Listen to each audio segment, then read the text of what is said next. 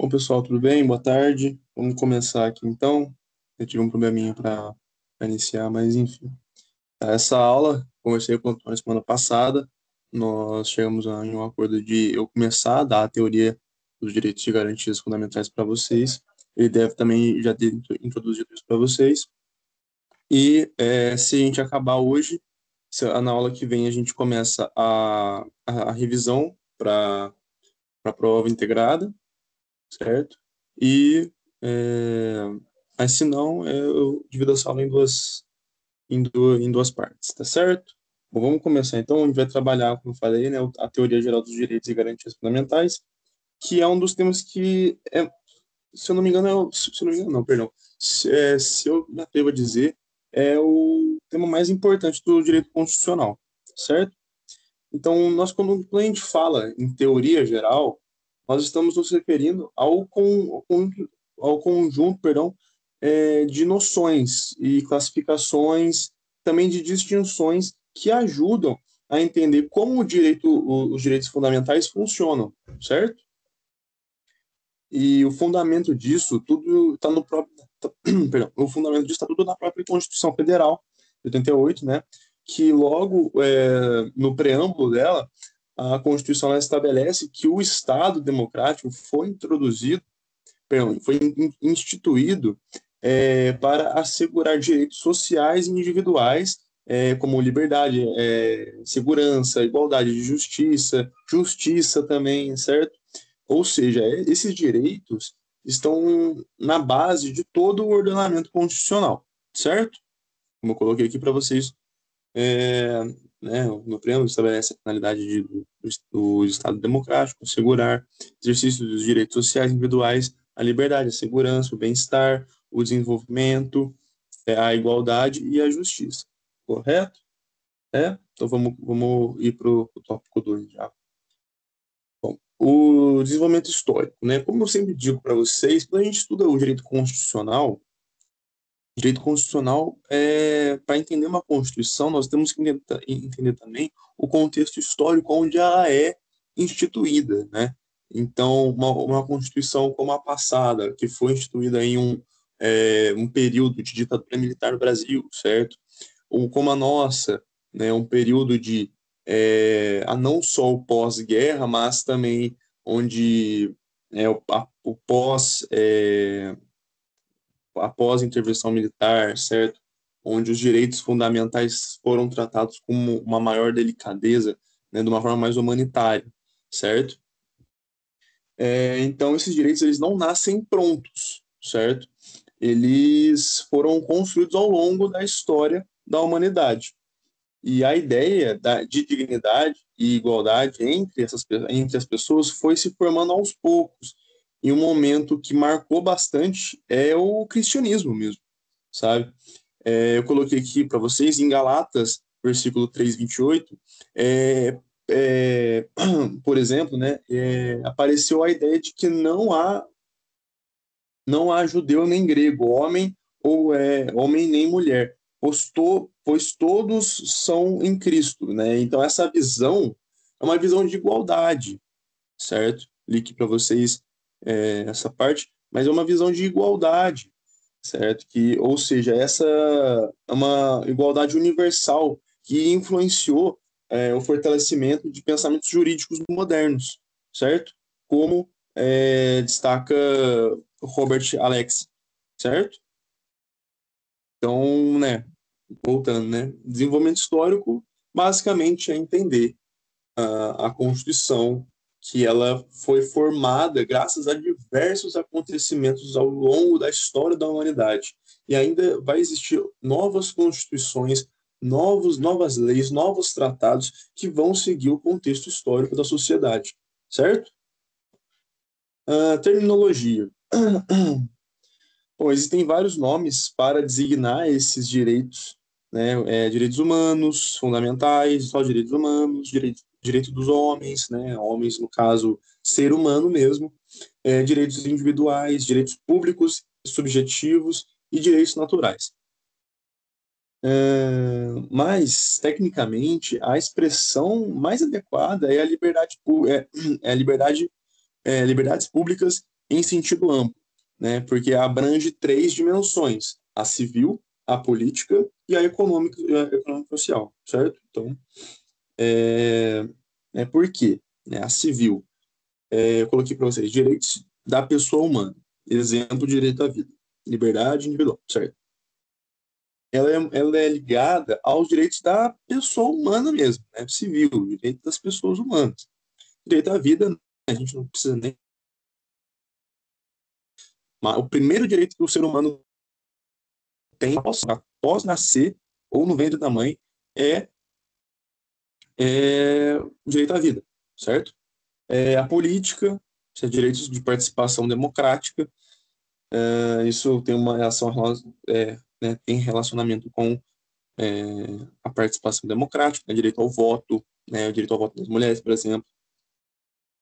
E o econômico social é voltada para os direitos econômicos e sociais, como educação, saúde, trabalho, certo? Então vamos lá. As terminologias dos direitos fundamentais, né, mas a expressão mais adequada a ser usada é a liberdade, liberdades públicas em sentido amplo, né, porque elas abrangem três dimensões, essas três dimensões são os pilares da sociedade, né, civil, política e econômica, certo? Civil é direito à vida, é direito à liberdade individual; política, direito ao voto, direito à democracia; econômica, direito à educação, direito à saúde, direito ao trabalho, certo? O 4 agora, natureza jurídica e aplicabilidade. Os direitos fundamentais são normas constitucionais positivas. Então, ou seja, eles estão na Constituição e produzem efeitos jurídicos, certo? São criadas por constituintes. Então, conforme o artigo 5º, parágrafo 1º, ele diz que eles têm a aplicação imediata. Isso significa que, em regra, não precisam de lei posterior para serem exercidos, certo? E o que a gente consegue tirar com essa explicação?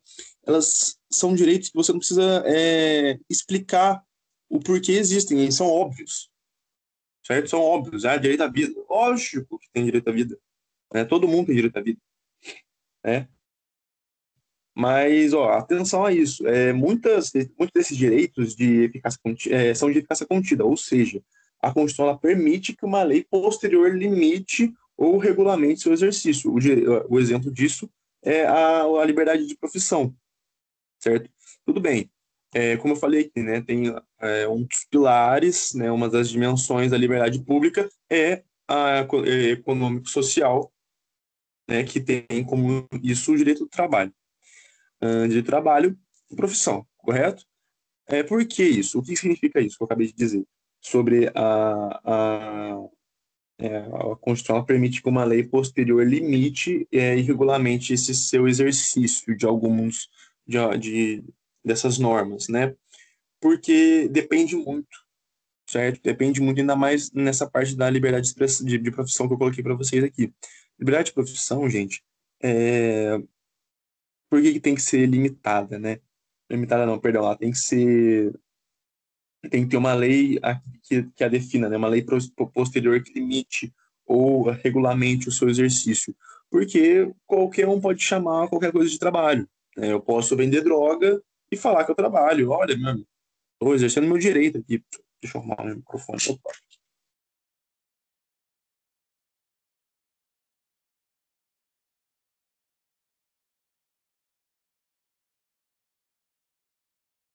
Aí o microfone aqui.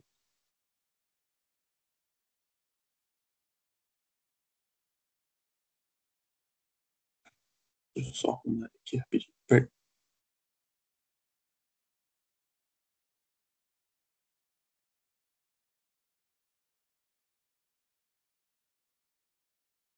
E foi, desculpa o barulho. Acho que vocês ouviram o barulho do chão do meu quarto. Tá certo? Então, por quê? Eu posso vender droga, falar, mas eu estou trabalhando, estou exercendo meu direito aqui, que é uma norma fundada na Constituição, onde não há lei que a defina, que a defina, né? Que a lei uma lei posterior que cause limites a ela. Porque, convenhamos, isso vai muito da ética também, do certo e do errado. né? Eu posso vender droga, mas isso não é um trabalho, não é uma profissão. Eu não sou vendedor porque eu vendo droga, porque eu vendo algo ilícito. Não, certo? Então, esse tipo de eficácia contida, né, serve exatamente para isso, né? Tem certas coisas que são óbvias, né? Ah, direito à vida, direito à liberdade, né? Direito ao voto, sim, são óbvios. Mas tem certas normas que não, né? Ou melhor, tem certas leis que não são tão óbvias por se basearem nessas normas constitucionais positivas, certo? Então, precisa que uma lei posterior exerça limite ou regulamentos para o seu exercício, né? Exatamente, existe liberdade de profissão, mas para profissões de verdade, né? Certo? Vamos seguir, então. Agora é os 5 tratados e convenções internacionais. É, por exemplo, vamos lá. A Constituição também abre um espaço para os tratados internacionais dos direitos humanos. Então, se o tratado for aprovado em um quórum qualificado, os turnos, em turnos de três, perdão, que é um pouco confuso mesmo, perdão, um quórum aprovado em turnos de 3/5 dos votos em cada casa do Congresso. Tem status de emenda constitucional, certo? Isso nada mais é, gente, que o processo de regulamentação de uma lei, ou melhor, de uma emenda constitucional, certo? Ontem eu estive na Fenoló e a gente estava conversando, e teve um stand lá que a gente estava conversando sobre a PEC. Ai, me fugiu o nome. É a emenda constitucional 66. É a PEC 66 que eles estão chamando, mas tem um nome que é um nome da pilagem. Esqueci o nome. Mas exatamente isso, né? Se você tem todo um caminho, né? Toda uma jurisdição a ser seguida para se aprovar uma emenda, mas se o tratado for aprovado em fórum qualificado, né, como eu falei, 2 turnos ou 3/5 e 3/5 em cada casa do Congresso, no caso, ele tem uma força de emenda constitucional, certo? Se não seguir esse rito, né, mas for um direito humano, for de direitos humanos, tem status de super legal, ou seja, está acima das leis, certo? Então, tipo, isso não trata do direitos humanos, tipo assim, isso não tratar de direitos humanos é só uma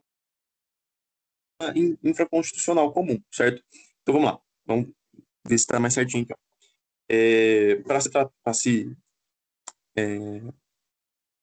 Perdão, para se afirmar um contrato, perdão, um tratado de convenção internacional, ele deve ser aprovado, né? Se for aprovado, qualificado, né?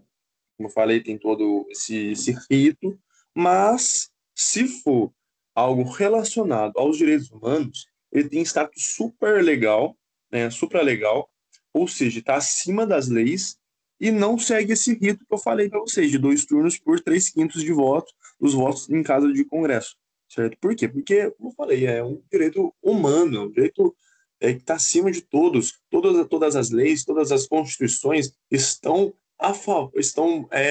existem, né? Pelo menos a nossa. Vamos tratar a nossa aqui, né? Vamos generalizar, porque tem muita Constituição por aí que não segue o que nós pensamos no nosso país, né? Mas a nossa Constituição, ela pensa no ser humano, certo?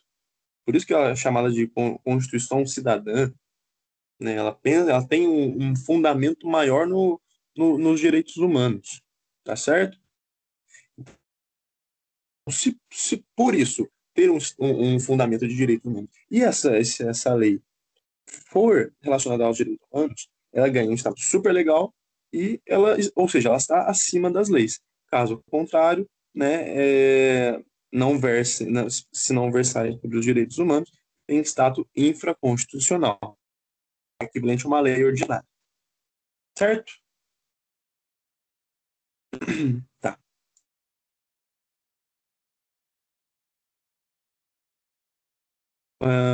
Vamos falar sobre as finalidades dos direitos fundamentais. Bom, direitos fundamentais cumprem duas grandes finalidades: defensiva e instrumental.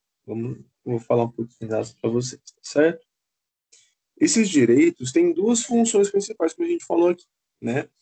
A primeira é a defensiva, então é impedir que o Estado invada a esfera privada das pessoas. Por exemplo, o habeas corpus ele serve para proteger contra as prisões ilegais, certo? Muitas vezes não. A gente sabe como a banda toca, mas a gente está falando aqui na teoria, né?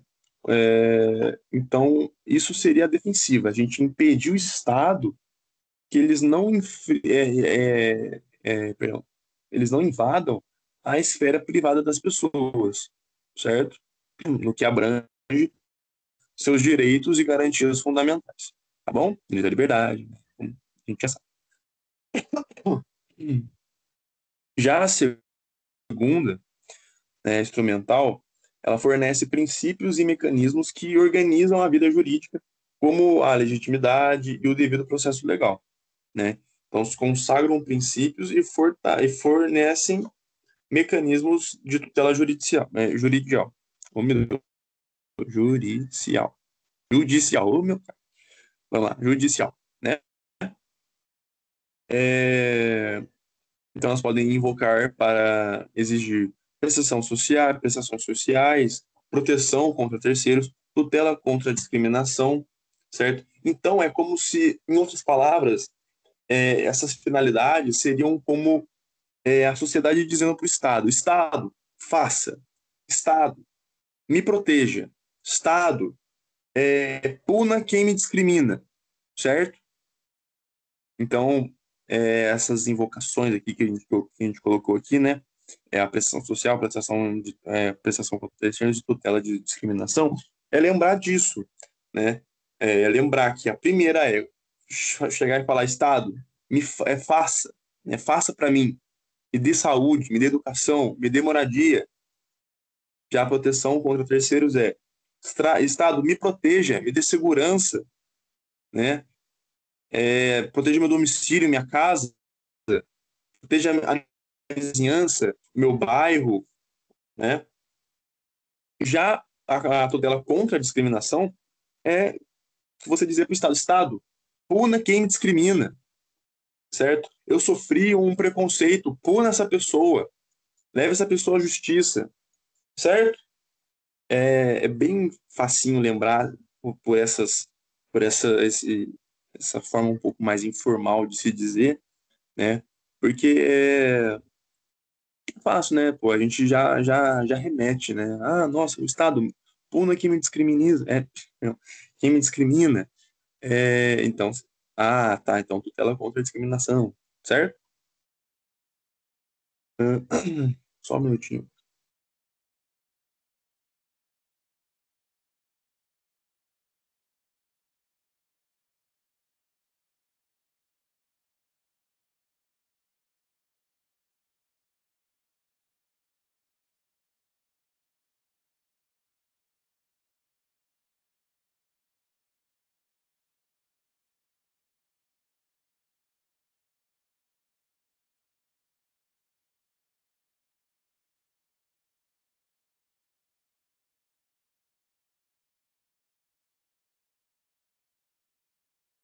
Tá, perdão que essa parte é um pouquinho longa, a minha explicação, no caso, né? E eu sempre gosto de fazer uma colinha para não fugir um pouco da, do tema também, né? Da matéria, né? Mas vamos lá. Vamos falar sobre as gerações ou as dimensões dos direitos fundamentais, né? A doutrina e a jurisprudência, elas adotam a classificação de três gerações. Então, a gente vai estudar cada um, tá bom? Eu vou dar uma explicação aqui, como né? Um resumo, certo? Tá explicadinho, tá certinho, mas é sempre bom a gente explicar melhor, né? Pra quem possivelmente estiver vendo essa aula. É, Agora que a gente já entendeu a base constitucional dos direitos fundamentais, a gente vai falar sobre as gerações ou dimensões desse direito, né? Essa classificação foi proposta por Karen Vazak, certo? Karen Vazak, perdão, inspirado no lema da Revolução Francesa, né, que se trata de liberdade, igualdade e fraternidade. Então, cada geração corresponde a um momento histórico de conquista, de consolidação de consolidação de direitos, certo? Melhor, vamos falar melhor, né? Esses momentos são de consolidação de direitos, certo? Onde as pessoas adquiriram esses direitos, certo? Mas atenção, uma geração, ela não substitui a outra, elas se somam, tá certo? Então, convivendo dentro do mesmo sistema jurídico. Uma geração soma a outra e existe graças à outra, certo? A primeira existe por causa do contexto histórico da época, a segunda existe por causa da primeira e a terceira existe por causa da segunda e da primeira, né? Sempre respeitando também o contexto histórico. Vamos lá, a primeira geração, né? Primeira geração. Ela surge no século XVII e XVIII em um contexto de Estado liberal, né? A grande preocupação era limitar o poder do Estado e proteger o indivíduo contra abusos governamentais, certo? Então, por isso, elas são chamadas de direitos negativos, né? Como eu coloquei aqui para vocês. São direitos negativos, existem que o Estado, perdão, eles exigem que o Estado não interfira na liberdade das pessoas. Um exemplo clássico disso são as liberdades de expressões, a liberdade religiosa, a liberdade, o direito à propriedade, o direito à locomoção, certo? Então vamos lá. A primeira geração trata-se principalmente de liberdade, né? A base dela é fundada na liberdade, tá certo? Também, como eu não falei, né, tem a garantia processual com o habeas corpus, certo? Então, são direitos que marcam a passagem do absolutismo para o constitucionalismo, certo? Constitucionalismo moderno, tá bom? Ahn, Uma pergunta que eu gostaria de fazer também, né, o STF, perdão,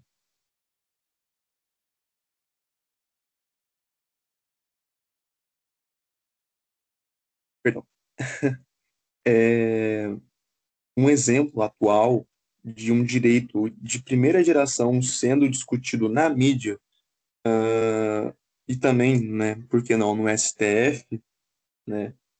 Se alguém souber falar um outro exemplo, mas eu vou dizer um que eu pensei aqui, seria a liberdade de expressão em redes sociais, certo? É bem moderno, bem atual, né? Também direito à manifestação. É bem interessante a gente falar sobre direito de manifestação, no caso, né? Direito de manifestação é, todos nós temos direito à manifestação. Manifestação, no caso, é tipo a gente chegar em algum lugar e se manifestar, né, de alguma forma. Vocês sabem muito bem do que se trata, né? É interessante também pensar nisso eu vi esses dias, mas faculdades, espaços públicos de estudo, como bibliotecas, faculdades públicas, são exemplos desse direito, né? Essa liberdade, melhor dizendo, certo? Porque não não pode fazer nenhum tipo de manifestação, ainda mais política, em lugares públicos, perdão, em ambientes públicos de estudo, certo? E é uma coisa que a gente não vê muito acontecendo, né? Quem sabe, sabe que em faculdades, não estou julgando, longe de mim, tá bom? Só estou dando um exemplo aqui. Mas em algumas faculdades, como por exemplo a USP, faz bastante isso, né?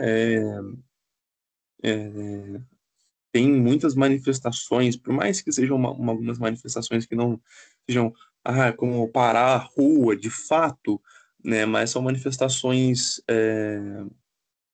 escritas, né? São cartazes, folhetos, tudo mais. Isso se trata de alguma espécie de manifestação, você manifestar uma ideia, né? E isso acontece bastante lá. É um exemplo fugindo um pouco da aula aqui, mas é um exemplo que eu pensei e eu achei interessante trazer, tá certo? Vamos voltar aqui. Segunda geração. Boa. Segunda geração, ela tem a base na igualdade. Vamos ver por quê. Com o passar do tempo, percebeu-se que garantir apenas a liberdade formal não era suficiente, certo? Só você dar uma liberdade, né, negativa, como foi dito aqui, não era suficiente, porque as desigualdades sociais elas continuavam enormes, né?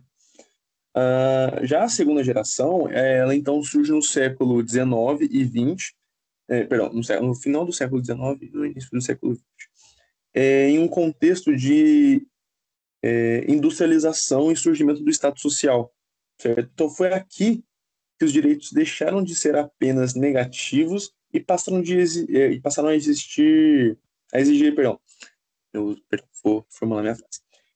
Foi aqui que os direitos deixaram de ser apenas negativos e passaram a exigir ações positivas do Estado, certo? E, então são direitos positivos, certo? Porque eles exigem políticas públicas, prestação de serviços e regulamentações, tá certo? Como a liberdade positiva, né? Exigem atuação estatal, certo? Um exemplo disso não coloquei para vocês, mas são exemplos importantes, né? São, por exemplo, o direito à saúde, à educação, direito ao trabalho, trabalho e salário justo, certo? Direito à previdência social e também a igualdade material, né? Que é como uma ação afirmativa, né? Ações afirmativas. Então, um marco histórico importante é a Constituição de Weimar, na Alemanha, que incorporou os direitos sociais e econômicos no texto constitucional, certo? Isso foi um marco mundial, certo? E muito foi usado também na nossa, na nossa sociedade, nas nossas constituições, na nossa história. Então, vamos falar o seguinte: a cada geração, eu deixo aqui um exemplo e também de uma espécie de pergunta, certo? Se o SUS ele falha em garantir um atendimento médico, qual geração dos direitos está sendo violada aqui, certo? Não estou dizendo que não há atendimento, mas ele falha em ter pessoas capacitadas para fazer o seu atendimento, certo? Para o atendimento aos necessitados. Isso é uma problemática que está associada à segunda geração, certo? Está associada à segunda geração. Por quê? Porque, como eu falei, né, eles exigem políticas públicas. Direito à saúde é uma política pública, certo? É, Vamos agora à terceira geração. Bom, direitos perdão, direitos de titularidade coletiva ou difusa. Um exemplo é o meio ambiente e paz, certo? Tem a sua base na solidariedade. Por quê?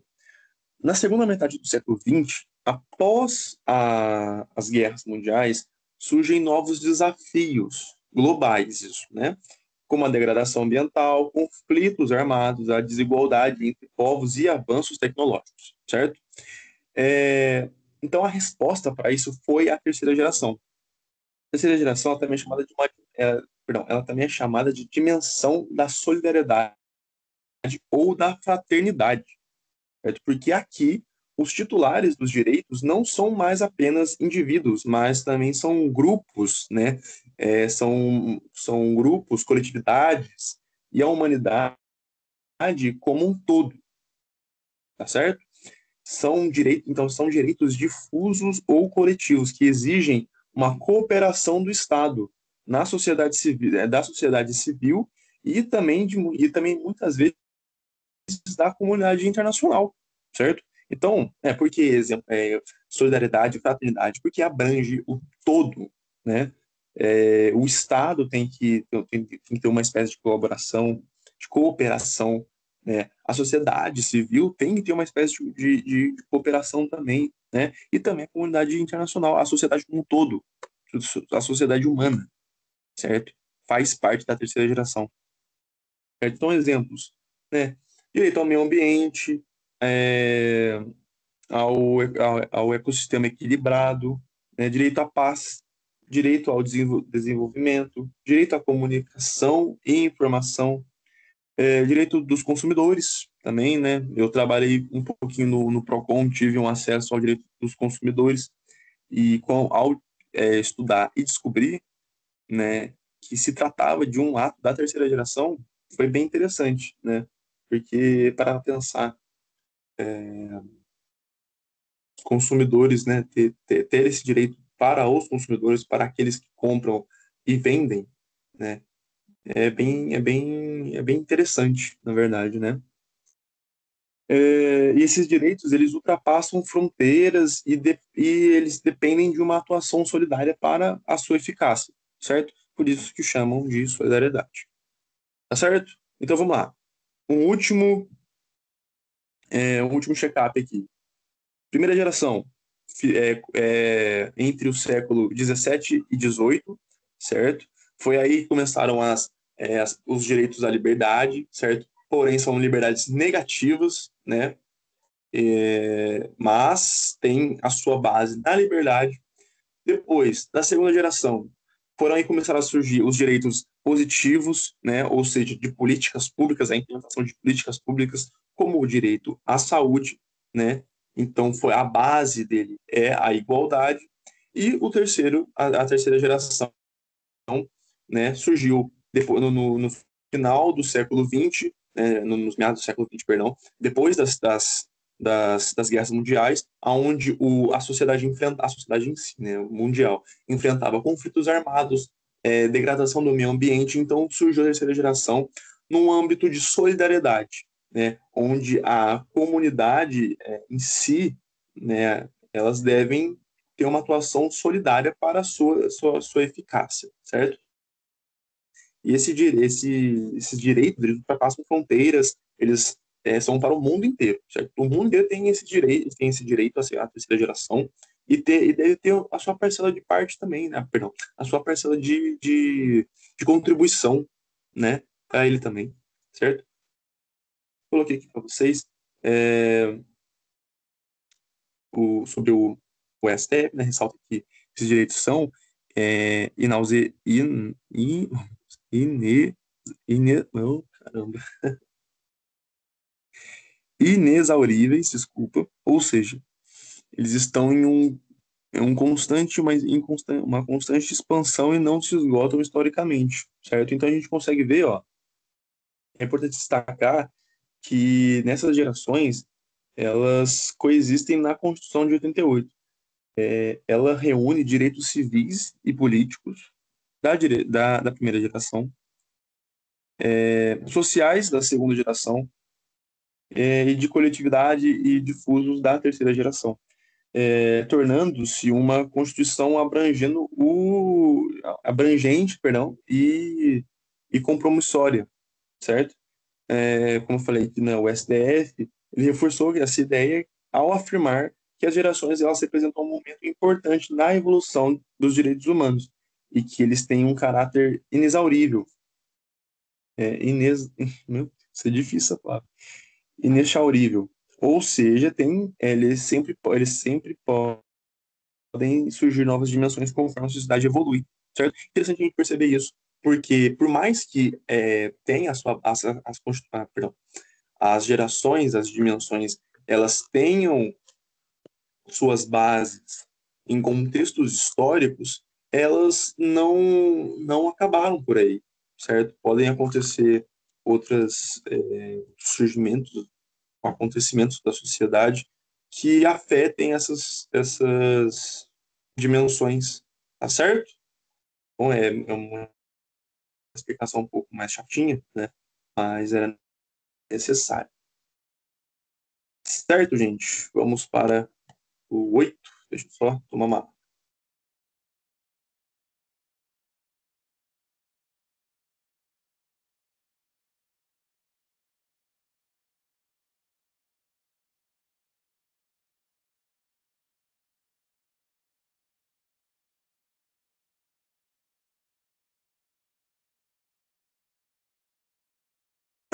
Certo, vamos lá? Direitos e garantias. Os direitos, né, direitos e garantias são diferentes. Então, é importante a gente diferenciar esses direitos de garantias, tá bom? Direitos são os bens jurídicos assegurados, né?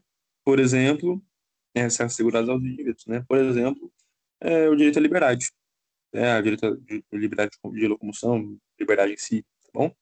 Já as garantias são os instrumentos usados para proteger esses direitos, né? Como o habeas corpus, o habeas data também. E ele protege a liberdade de... perdão, protege a liberdade em si, tá certo? Então essa distinção, ela cai bem em provas, tá, gente? E ajuda a entender como que como uma estrutura da Constituição, certo? É bem importante isso também, gente. Sempre conseguir, como é que se diz? Sempre conseguir dividir, né? Distinguir os direitos com as garantias. Tá bom? Vamos para o 9, as classificações.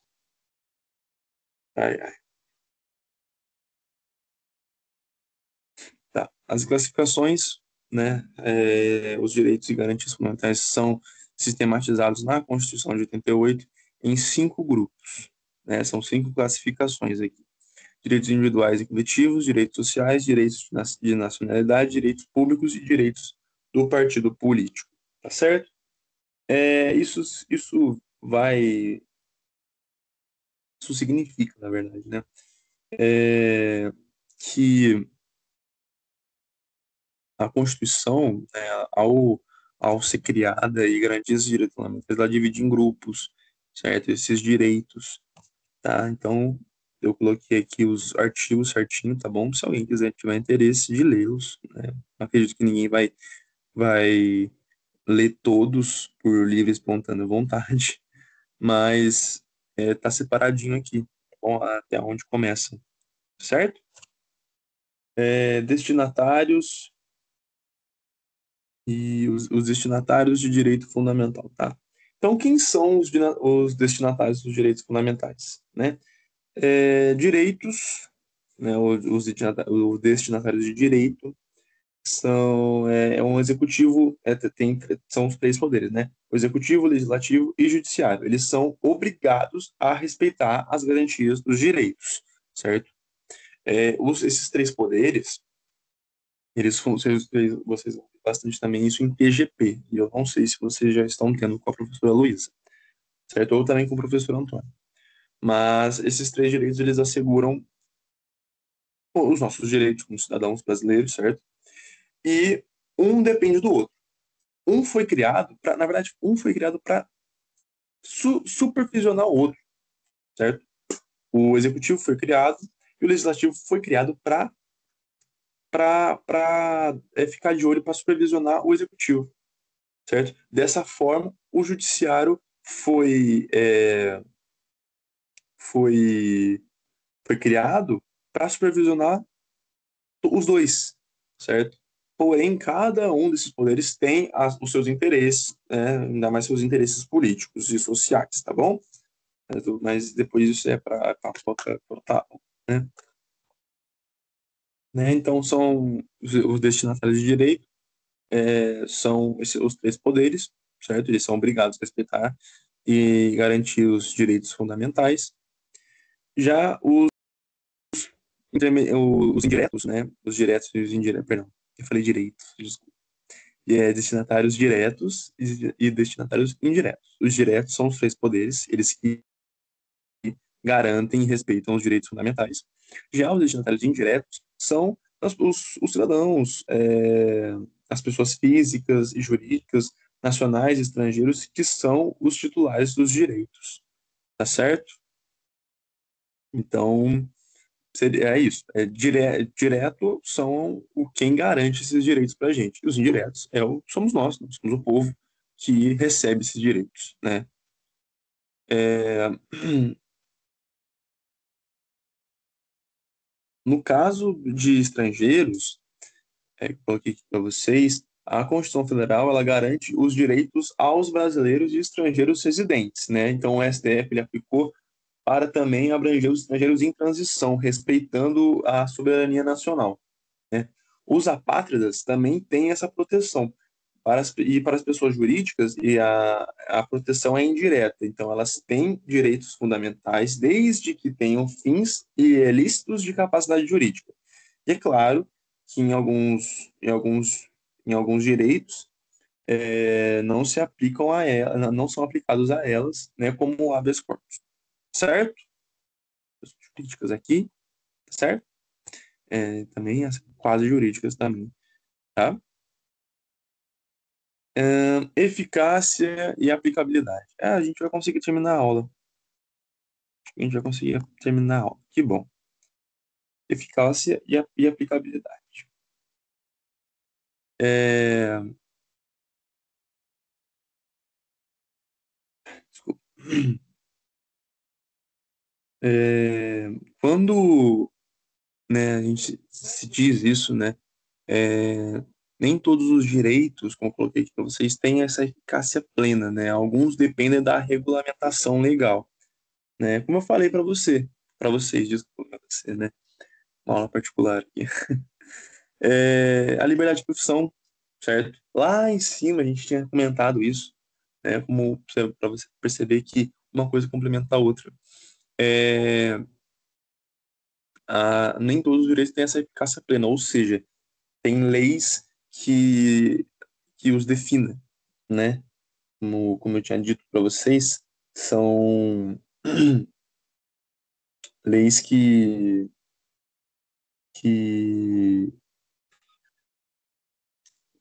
leis anteriores, né? Perdão, leis anteriores que os defina, né? Justamente por isso, né? Tem certos direitos que, por mais que, tudo bem, direito à liberdade, direito à profissão, mas nem todas as profissões, né? Então tem que ser dito isso, tá certo? Ah, também é o direito autoral, né? Também. Agora vamos falar sobre a eficácia horizontal dos direitos fundamentais, né? Tradicionalmente, os direitos fundamentais eles se aplicam em apenas na, perdão, eles são aplicados apenas na relação entre o Estado e o indivíduo, né? Isso é uma eficácia vertical, né? Mas com o tempo se consolidou também a eficácia horizontal, ou seja, entre os particulares, certo?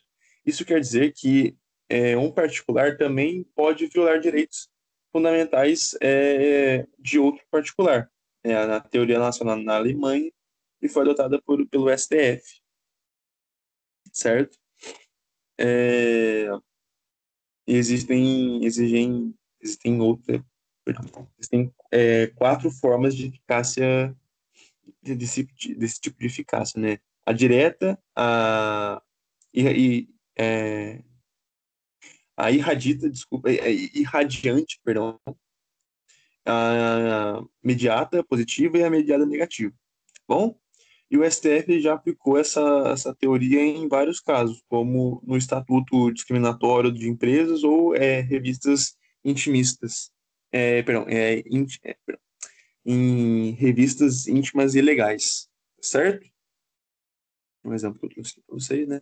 Tem as eficácias que eu falei para vocês, tá bom?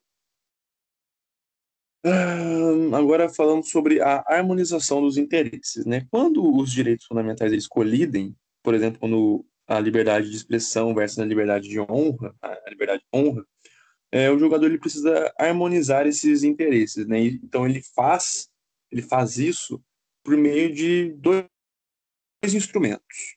Bom, a razoabilidade, que é o bom senso na aplicação das normas, certo? E a ponderação, certo? A ponderação é uma técnica usada para princípios, perdão, para pesar princípios e decidir qual prevalece no caso concreto, no caso concreto, né? Como ensinam Dworkin e Ronald Dworkin e Robert Alexin, tá bom? A gente já tinha conversado sobre eles. Então, o objetivo ele é buscar a concordância prática entre os direitos, tá certo? Esse é o princípio da harmonização de interesses. Então vamos lá, tem dois tipos de interesse, de harmonização de interesses, né? A razoabilidade, que seria o bom senso prático, e a técnica de ponderação, né? Que seria harmonizar princípios, escolhendo, se necessário, qual prevalece no caso concreto. Tá certo? Pessoal, é isso, né? Em caráter de encerramento para vocês, a gente consegue concluir que os direitos e garantias fundamentais eles são o coração da Constituição de 88, né, da nossa atual Constituição. Eles estruturam o Estado democrático de direito e orientam toda a ordem jurídica. E, então, entender a natureza desses fundamentos, desses direitos fundamentais, é, e né, as suas naturezas, as suas gerações, né, a sua eficácia, como a gente viu também, e seus destinatários é essencial não só para a gente conseguir provar, para a gente conseguir provar o nosso conhecimento na faculdade, em provas, em concursos, mas também para a gente compreender para nós mesmos, né? Para a gente compreender como a Constituição ela protege a dignidade da pessoa humana no nosso dia a dia, tá certo? É algo de se pensar, né? Que uh, isso que a gente estuda no direito constitucional são as nossas proteções, baseada na nossa dignidade da pessoa humana. Isso acontece no nosso dia a dia, a gente nem percebe, né? Se a gente fica doente, a gente vai ao hospital, né? Quem não tem plano de saúde vai ao SUS. O SUS é um sistema de saúde unificado onde a pessoa, perdão, onde o Estado deve deve oferecer essa política pública para as pessoas, para a sociedade, certo? Isso é um caráter de segunda geração, certo? Então é bem interessante a gente pensar desse ponto, né? Que o direito está em todos os lugares, no nosso dia a dia, na nossa vida. Então a gente vê isso, às vezes nem percebe, mas a gente consegue perceber bastante, né? Certo, pessoal? Ó, me despeço de vocês por aqui, tá bom? Essa foi a aula de direitos fundamentais, né? Eu espero que tenha sido bem claro. Qualquer dúvida, eu estou sempre à disposição, tá certo? É, agradeço muito, né? Uma vez mais agradeço e até semana que vem a gente vai começar, né, a relembrar tudo que a gente estudou até agora para a prova integrada, que daí é daqui, acho que a pouco menos de um mês, né? Nossa, acho que pouco menos de 3 semanas, né? Tá certo? Mas isso é isso, gente. Bons estudos. Qualquer coisa estou à disposição. Tá bom? Muito obrigado para vocês. Deixa eu voltar para a telinha, tá bom? Olha, deu 54 minutos, tá bom? Gente, muito obrigado, tá bom? Me despeço para vocês aqui e até semana que vem, se Deus quiser. Certo? Tchau, tchau.